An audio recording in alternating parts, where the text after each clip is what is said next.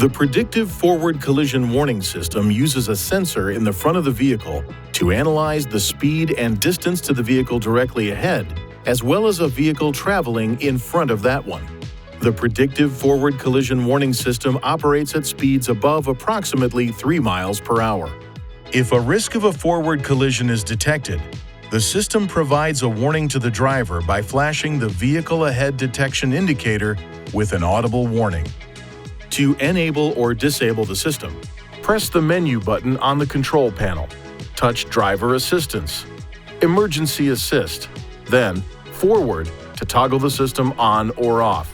Turning the system off will also disable the forward emergency braking system. This warning light will illuminate. To ensure proper function of the system, keep these areas clean and free of obstruction. If any of these areas are blocked, this indicator and/or this warning message may be displayed. The indicator will flash when only the camera is blocked. When safely parked, clear any obstructions to the radar and camera areas. If the problem persists after clearing any obstructions, it is recommended you visit an INFINITI retailer for service. Please see your owner's manual for important safety information, system limitations, and additional operating and feature information.